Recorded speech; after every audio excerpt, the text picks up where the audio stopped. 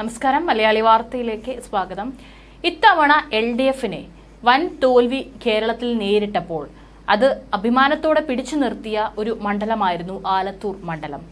ഏതായാലും തോൽവിക്കിടയിലും ഒരു ചെറിയൊരു ജയം അല്ലെങ്കിൽ ഒരു സന്തോഷം നൽകുകയായിരുന്നു കെ രാധാകൃഷ്ണനിലൂടെ ആലത്തൂർ മണ്ഡലം.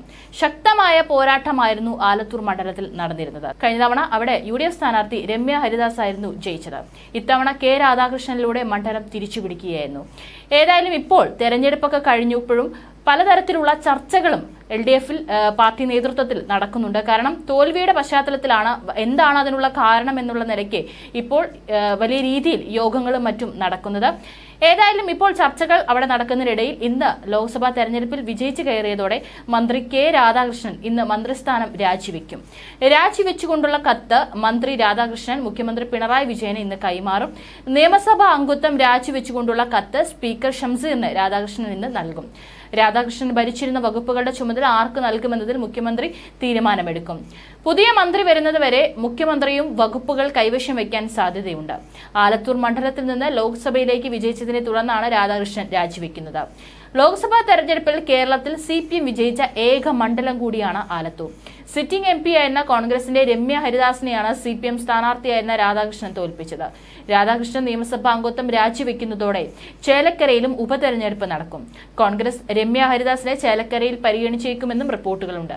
രാധാകൃഷ്ണന് പകരം മന്ത്രി ആരെന്നത് CPM നേതൃയോഗത്തിൽ തീരുമാനമെടുത്തേക്കും. മാനന്തവാടി MLAയും പട്ടികവർഗ വിഭാഗം നേതാവുമായ OR കേളുവിന്റെ പേരിനാണ് മുൻഗണനയെന്ന് റിപ്പോർട്ടുകളുണ്ട്.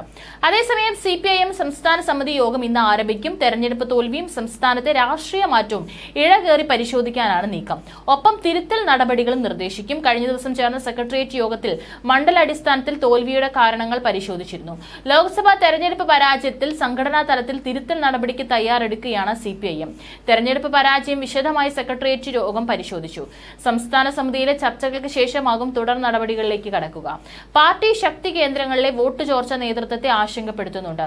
ഒപ്പം BJPയുടെ വോട്ട് ശതമാനം വർദ്ധിച്ചതും ഗൗരവമായി കാണുന്നു.